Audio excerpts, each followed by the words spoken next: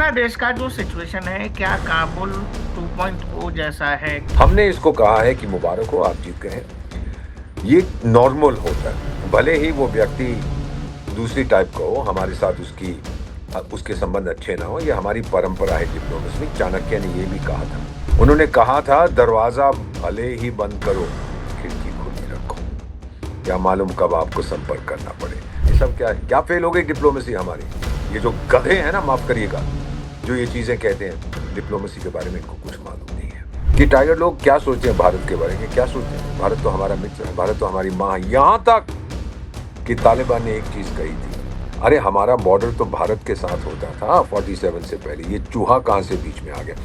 तो ये जो सिचुएशन है, इसका कोई कंपैरिजन नहीं है जो बांग्लादेश में हो रहा है। क्या आपका ख्याल है जिहादिस्तान, जिसको आप पाकिस्तान कहते हैं, क्या उसके पास पैसे हैं देने के लिए? वो तो कटोरा लेके घूमता फिरता पूरी दुनिया में। क्या कह रहा था उसका राक्षस मंत्री कि हम तो, अमेरिका ने तो हमें टॉयलेट पेपर की तरह उसका हमारा प्रयोग किया, प्रयोग करके बदबू भी नहीं गई थी, फेंक दिया बाहर हमको। अब सारी बदबू फैल गई है दुनिया में उसके कारण। हमारे जो बंगाली हैं, भारत के अंदर जो रहते हैं, सब बहुत बहुत ऊंचा कल्चर है उनका। दूसरा, बंगाली होने के बाद वो बांग्लादेशी, और तीसरे दर पे वो मुसलमान है। अगर बांग्लादेश की इतनी समस्याएं हैं, तो ये जो नया प्रधानमंत्री वहां आ रहा है, वो हमसे दुश्मनी नहीं कर, क्या करेगा दुश्मनी करके?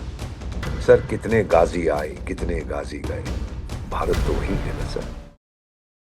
नमस्कार, आप देख रहे हैं डीएनपी इंडिया और मेरे साथ हैं the great the Deepak Vora sir. Sir बहुत बहुत शुक्रिया डीएनपी को फिर से समय देने के लिए। आपका शुक्रिया कि आपने मुझे मौका दिया फिर से।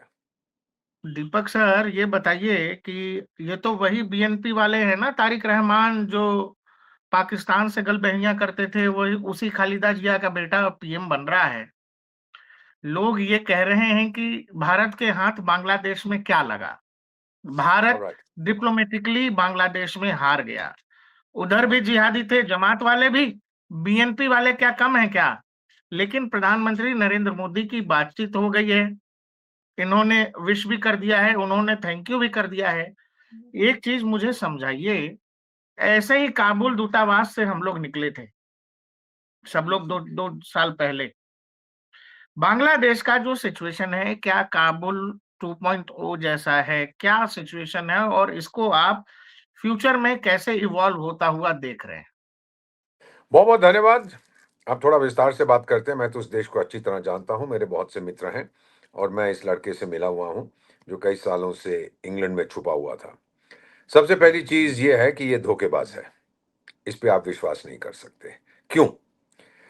ये कई साल जेल में रहा था, इसकी माँ भी जेल में थी, शेख हसीना भी जेल में थी, ये भी था। और कहते हैं कि इसकी बहुत पिटाई की थी वहां पर। और उसके बाद फिर इसने एक कसम खाई थी कि मैं पॉलिटिक्स में भाग नहीं लूंगा, और मैं मेडिकल ट्रीटमेंट के लिए लंदन जाना चाहता हूं। चला गया, उन्होंने कहा दफा हो यहां से। वहां जाते ही पॉलिटिक्स फिर शुरू कर दी। कोई मेडिकल ट्रीटमेंट नहीं करवाई, बस वहां रुका हुआ था, देखता हूं क्या हो रहा है। बहुत पैसा बनाया है। एक टाइम था 2000 कुछ के, अब मुझे साल याद नहीं है, जब ढेर सारे हमने हथियार पकड़े थे, नॉर्थ ईस्ट के लिए थे। और उसमें हाथ किसका था? इस व्यक्ति का। ये भेज रहा था नॉर्थ ईस्ट को डिस्टेबलाइज करने के। अब ये बेटा किसका है? इसके फादर का नाम था जियाउर रहमान। जियाउर रहमान हाईली डेकोरेटेड पाकिस्तानी फौज का सिपाही था। 1965 में उसको सितारा किदमत, कुदमत, जुर्रत, पुर्रत सब सब मिले थे। रफू चक्कर, घन चक्कर, सारे चक्कर उसको मिले थे। लेकिन जब बांग्लादेश की लड़ाई शुरू हुई, तो इसने वहां से उनके साथ नाता तोड़ के इधर आ गया। और पहला ऐलान शेख मुजीबुर रहमान के बिहाफ पे इसने किया था कि अब हम आज़ाद हो गए हैं। तो फिर शेख साहब ने इसको चीफ अवामी स्टाफ बना दिया। ये था 1972 में। और फिर 75 में इसने शेख साहब की हत्या की, इसी जियाउर रहमान ने। और उस हत्या में जो इसके साथी थे, उन सबको भी मार दिया ताकि कोई गवाह ना रहे। बड़ा रूथलेस आदमी था ये। फिर प्रधानमंत्री बना, और फिर ये किया वो किया करता रहा। बांग्लादेश में तरक्की जरूर हुई थी, क्योंकि अब इतना नीचे गिर चुका था ड्यूरिंग द पीरियड जब वो कॉलोनी था पाकिस्तान का, कि अब उठना ही बाकी और कुछ हो नहीं सकता था। तो थोड़ी तरक्की हुई, चलता रहा। फिर शेख मुजीबुर रहमान की बेटी बच गई थी, क्योंकि वो बाहर थी, दोनों बेटियां। और फिर वो वापस आई, फिर इलेक्शन लड़ा गया, एटसेट्रा एटसेट्रा। कभी ये बेगम जीतती थी, कभी वो बेगम जीतती थी।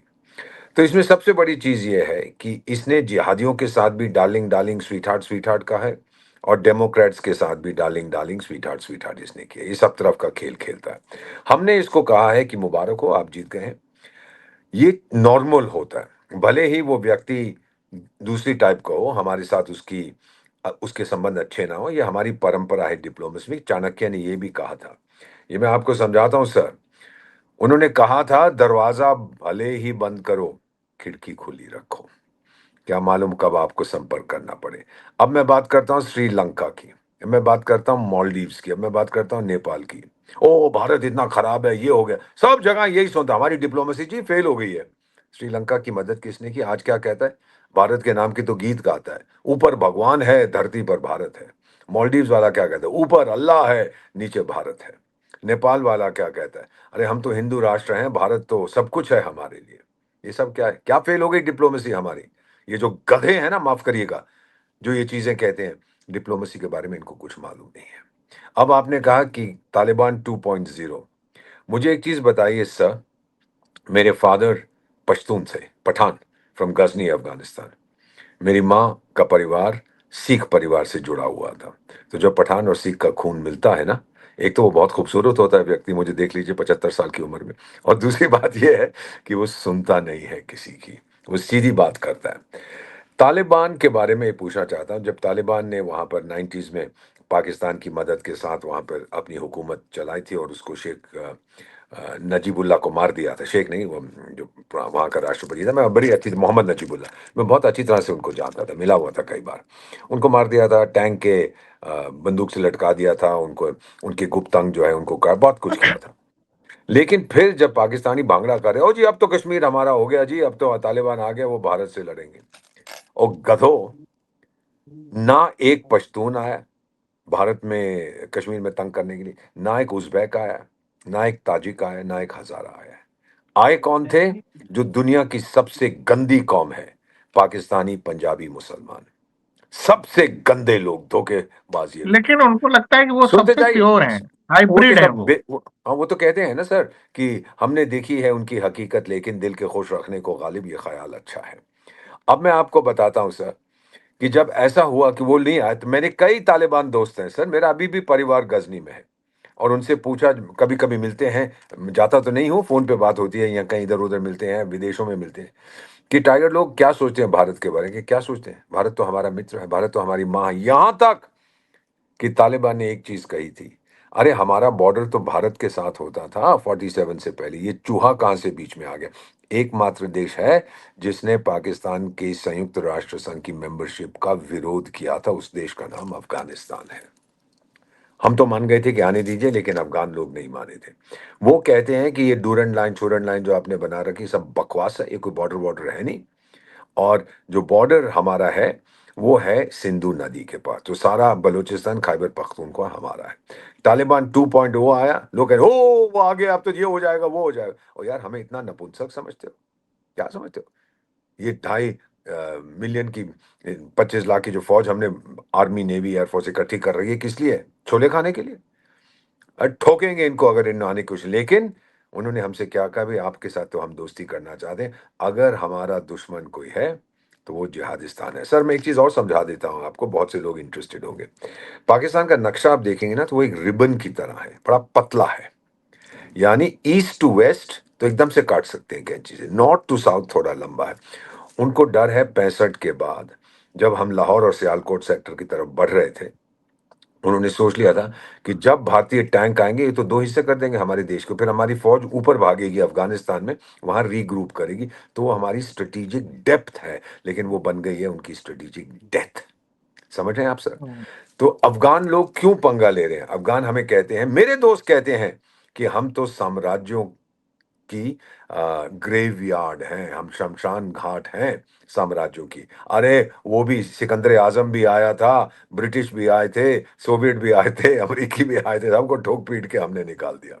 ये कौन सी खेत की मूली है ये जो खेती मार्शल वहां का बना फिरता है, बड़ी बड़ी बातें करता था। ओ अफगानिस्तान तो हमारा भाई है, हमारा दोस्त है, हमारा डार्लिंग। अब गोलीबारी शुरू हो गई है वहां पे। तो ये जो सिचुएशन है, इसका कोई कंपैरिजन नहीं है जो बांग्लादेश में हो रहा है। अब बांग्लादेश की हालात कैसे हैं सर? मैंने ये बहुत से अपनी पोस्टिंग्स में देखा है। जो कट्टर इस्लाम होता है वो देश की आर्थिक व्यवस्था को भंग कर देता है। मैंने कहाँ ये देखा है सर? मैं आपको बता भी देता हूँ, जहां जहां मैं रहा हूं सर। मैं हवा में बातें नहीं करता। सोमालिया में मैंने देखा है सर, यमन में मैंने देखा है सर, सूडान में तो 5 साल आपका राजदूत था, मैंने देखा है। तेल था, सब कुछ था, लेकिन इस्लाम इस्लाम इस्लाम के नाम पे खत्म कर दिया सब कुछ। गृह युद्ध शुरू कर दिया। यमन में गृह युद्ध हुआ, सोमालिया में गृह युद्ध हुआ है। किस बात के लिए भाई? अकल नहीं है तुम लोगों को? सीखोगे कभी नहीं। तो अब बांग्लादेश में गृह युद्ध की संभावना हो सकती है अगर इसने अभी भी माइनॉरिटीज पर अत्याचार किए। उसकी इकोनॉमी खत्म हो गई है। मदद कौन करेगा? श्रीलंका की मदद किसने की थी सर? $3 बिलियन किसने दिए थे सर? मैंने दिए। चीन ने बोला हाँ हाँ डार्लिंग डार्लिंग मैं दे रहा हूं, बस 70% उस पर ब्याज होगा, और तो ब्याज तो तेरे को हर महीने देना पड़ेगा। और जो प्रोजेक्ट है वो सारी मेरी कंपनियां करेंगी। जो $10,000 का प्रोजेक्ट है हम तो $3 लाख में करेंगे। वो क्या फर्क पड़ता है? बाकी अगर तेरे को कोई तकलीफ है प्रेसिडेंट को, यार $2-4 लाख तू भी लेके चुप करके बैठ जा। तेरे देश का नुकसान हो रहा है, तेरा क्या? ये चाइना की फितरत है। क्या आपका ख्याल है जिहादिस्तान जिसको आप पाकिस्तान कहते हैं, क्या उसके पास पैसे हैं देने के लिए? वो तो कटोरा लेके घूमता फिरता पूरी दुनिया में। और अभी क्या कह रहा था उसका राक्षस मंत्री कि हम तो, अमेरिका ने तो हमें टॉयलेट पेपर की तरह उसका हमारा प्रयोग किया। प्रयोग करके बदबू भी नहीं गई थी, फेंक दिया बाहर हमको। अब सारी बदबू फैल गई है दुनिया में उसके कारण। तो ये जब चीजें होती है ना, ये सच्चाई है। अब बांग्लादेश सर, मैं तो, मेरे बहुत दोस्त हैं वहां सर, मैं इतना बता देता हूँ। वो बंगाली पहले हैं, बहुत गर्व है अपनी भाषा पर, अपनी संस्कृति पर, एंड राइटली सो। हमारे जो बंगाली हैं भारत के अंदर जो रहते हैं, सब बहुत बहुत ऊंचा कल्चर है उनका। मैं मुकाबला नहीं करता किसका अच्छा है किसका खराब है, but is very very rich culture. दूसरा, बंगाली होने के बाद वो बांग्लादेशी हैं, और तीसरे दर पे वो मुसलमान हैं। अब क्या हो रहा है, अगर उसको आर्थिक व्यवस्था अपनी रिवाइव करनी है, उसकी मदद केवल एक देश करेगा। उस देश का नाम भारत है। दूसरी चीज आपको बता देता हूँ, 52 नदियां हैं, ये मैंने गिनी थी सर, 52 नदियां हैं। शुरुआत भारत में होती है और जाती हैं बांग्लादेश में, जिसको कुछ लोग कंगला देश कहते हैं, वहां जाती हैं। अगर वो पानी बंद हो गया और गंगा वाटर ट्रीटी हमने रिन्यू नहीं की सर, ये प्यासे मर जाएंगे। इनकी फिशरीज खत्म हो जाएगी, इनकी कृषि खत्म हो जाएगी। ये सब हकीकत है, ये अफसाने नहीं है। तीसरी चीज ये भी बता देता हूं, उसको ऊर्जा की जरूरत है, मैं दूंगा। खाद्य पदार्थों की जरूरत है, मैं दे रहा हूं उसको। उसके पास कुछ नहीं है। और वो गधा जो था मोहम्मद यूसलेस खान, उसने तो बर्बाद कर दिया। वो तो सबसे बड़ा जिहादी है। अब वो अमेरिका के आगे हाथ जोड़ रहा है कि मुझे वापस ले लो, क्योंकि उसको तो निकाल देंगे। चाहता तो है कि मैं किसी तरह से प्रेसिडेंट बन जाऊं, और ये जो लड़का आया है तारिक, क्या नाम है इसका, तारिक रहमान, तो ये जो है प्राइम मिनिस्टर बन जाए, और जमात वाला डेप्यूटी प्राइम मिनिस्टर बने। सर जो वोटिंग हुई आपने देखा है ना, बीएनपी को वोट किया, शेख हसीना की पार्टी अवामी लीग को तो बैन कर दिया था। कितनी सीटें उनको मिली हैं, और जमात को कितनी सीटें मिली हैं? आपने पढ़ा है वही जमात? वही वही मैं आपसे एक चीज समझना चाह रहा मैं था। बताता हूं सर, मैं बताता हूं सर। बंगाली वुमेन, चाहे हमारी हो चाहे Bangladesh, they are fiercely independent, very proud. लेकिन जब महंगाई वो काम करती, जब वो ठप हो गया, तो सबसे ज्यादा असर किस पे पड़ा सर? महिलाओं पे पड़ा है। घर तो उसने चलाना है ना सर, नौकरी तो उसकी करनी थी। वो जो उसका पति था, वो पॉलिटिक्स में रहता है, अगर जिहादी बन गया तो ओए ओए ओए अल्लाह अल्लाह अल्लाह करके घूमता था। ये औरतें, they are not jihadis at all. जो भी दंगे वहां पे हो रहे हैं, आपने देखा है सर, बांग्लादेश में औरतें इन्वॉल्व नहीं है उसमें, आदमी इन्वॉल्व। जबकि बलोचिस्तान में अब तो औरतें भी उतर आई हैं खेती मार्शल को सबक सिखाने के लिए। So this is something that you have to understand. और उन्होंने वोट किया है बीएनपी, अगर शेख हसीना की पार्टी होती उसके लिए वोट करते। तो बीएनपी के अमीर को बता दो, जिसने ट्वीट किया था कि औरतें तो गंद हैं और उनको घर के अंदर रखो, बाहर निकल गई तो फिर वो सब प्रोस्टिट्यूट्स बन जाएंगी। क्या बकवास करता है ये आदमी। पता नहीं इसको पैदा किसने, गधे ने किया या घोड़ी ने किया या खोती ने किया है। किसी माँ ने नहीं किया होगा, किसी इंसान ने पैदा नहीं किया होगा ऐसे बेवकूफ को। तो सर इसमें मैं आपको बताता हूं कि अब क्या सिचुएशन है। पहली तो हो गई, आपने, मैंने कहा आर्थिक स्थिति। फिर एग्रीकल्चर। सर एग्रीकल्चर को रिवाइव करने में 10 मिनट नहीं लगते हैं। 66 67 में ललित शाह, भारत में अकाल था, मिसेस गांधी गई थी अनाज मांगने अमेरिका से, उन्होंने कहा था भीख मांगने आई है। इस तरह से बेइज्जती की थी उसकी।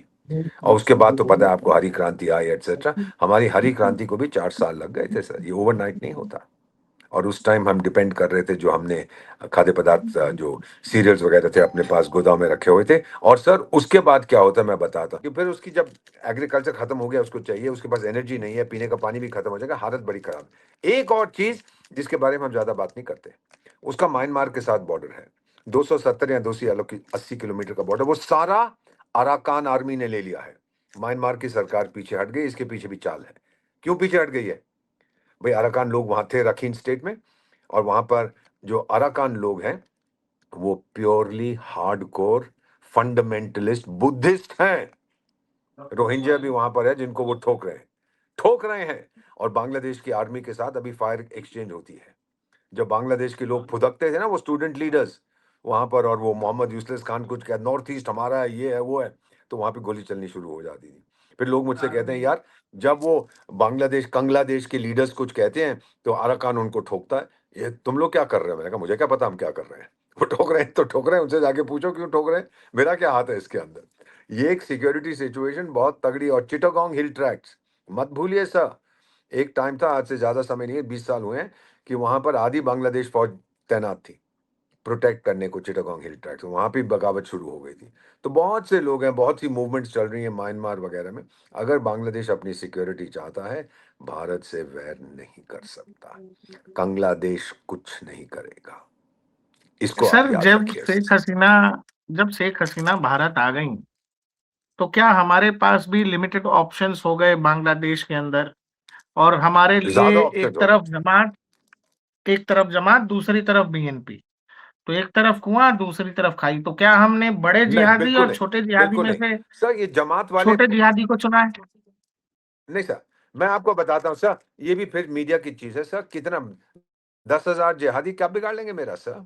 अब तो बॉर्डर पे हमने फेंस लगा दिया है, 90% से ज्यादा हमने कर दिया। पीएम के आदेश है, मैंने पढ़ा था कि जल्दी खत्म करिए। बन गया तो भाई कहां से आएंगे? और जो घुसे हैं उनको बाहर निकाल रहे हैं। बाकी जो लोग शुरू में ओ मत निकालो, तो अपने घर में रख लो ना उनको। अगर ललित साहब को कोई तकलीफ है, इतने बांग्ले क्यों निकाल, मैं तो कहूँगा ललित साहब 10-15 आप अपने घर में रख लो अगर चाहिए। हमें नहीं चाहिए, ये मेरा देश है, ये भारत का देश है, ये भारतीयों का देश है। बाहर से जो आया बाहर निकालो उसको। दूसरी बात सर, अगर बांग्लादेश की इतनी समस्याएं हैं, तो ये जो नया प्रधानमंत्री वहां आ रहा है, वो हमसे दुश्मनी नहीं कर, क्या करेगा दुश्मनी करके?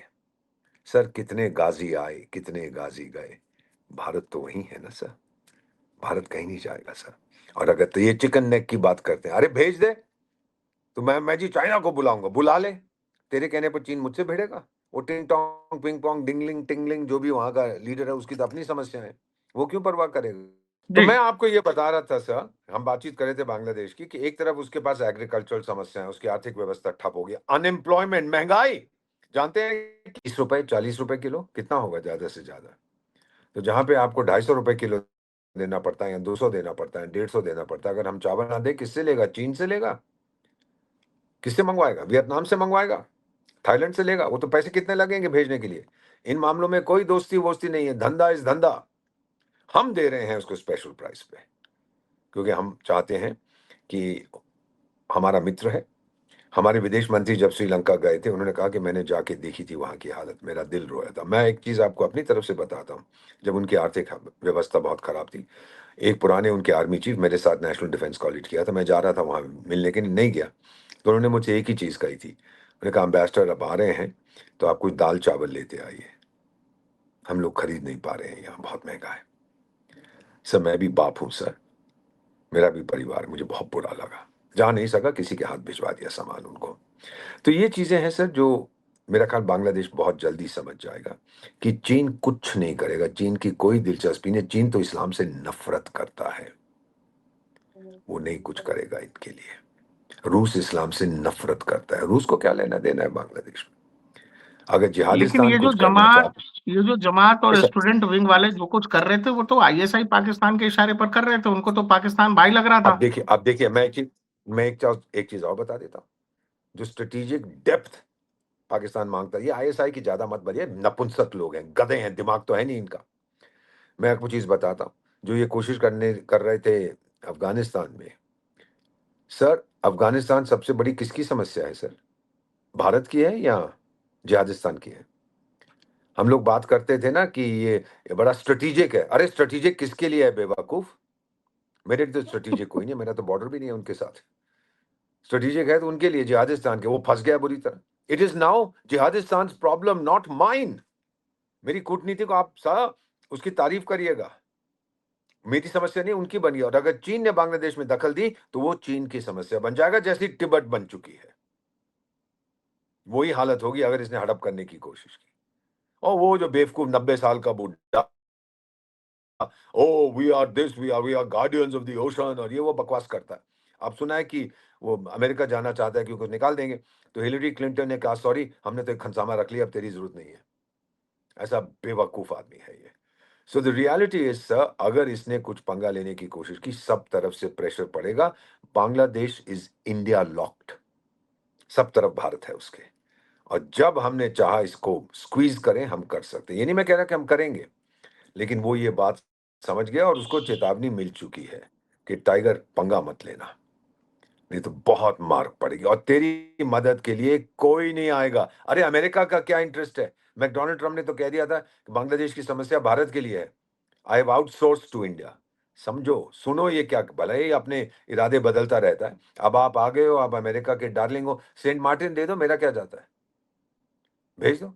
सेंट मार्टिन अमेरिका को जाए ना, चीन को तो नहीं जा रहा। सो ये चीजें सर, अगर आप इसका थोड़ा ध्यान से सोचें, आपको पता लगेगा जो मैं आपसे कह रहा हूं कि ये सब कहने की बातें हैं। ये जीत गया, जिहादी आ गए, 10 जिहादी जी अभी भूटान में आ गए, और 10 जिहादी क्या करेंगे? अभी जो बजट आया तो बजट में एक अनाउंसमेंट हुई है बड़ी इंटरेस्टिंग कि भारत नॉर्थ ईस्ट कॉरिडोर जो सिलीगुड़ी कॉरिडोर है वहां पर एक 40 किलोमीटर 50 किलोमीटर की रेलवे लाइन अंडरग्राउंड लाइन बिछाने जा रहा है। ये क्या आपको चक्कर तो है पता सर? है ना, उसका क्या सामरिक ये महत्व चक्कर ये है है इसका? कनेक्टिविटी। सीधी बात कनेक्टिविटी। जो लोग बात करते हैं कि हम ये कर देंगे वो कर देंगे, समझो सर, भारत बहुत शातिर खिलाड़ी है सर, ये सरकार आपकी टॉप की है। मेरे को इस उम्र में 52 साल मुझे कूटनीति में हो गए, कभी ऐसे व्यक्ति को नहीं देखा ऐसा प्राय। आज तो मुझे मालूम नहीं, आज हम रिकॉर्डिंग कर रहे हैं, आज तारीख में देख रहा हूँ, क्या तारीख है सर, मैं तो भूल जाता हूँ। अरे आज तो आपका आज, दिन है सर, क्या बात कर। आपका दिन है, मेरा नहीं है सर। 75 साल की उम्र में वैलेंटाइंस डे नहीं होता। तो सर, जो मैं कह रहा था कि आज तो प्राइम मिनिस्टर ने, खबर आई थी कि असम जाना था और एक फाइटर प्लेन में लैंड करना था हाईवे पे। पता नहीं वो हुआ है कि हो नहीं, गए मैंने भी सर, फॉलो हो नहीं गए, किया। हो गए, हो गए, हो गए। लैंड किया था सर? C-130 हरकुलस में हुए हैं सर, जी जी हुए हैं। और कहाँ कहाँ पे लैंड किया था? एक हाईवे पे।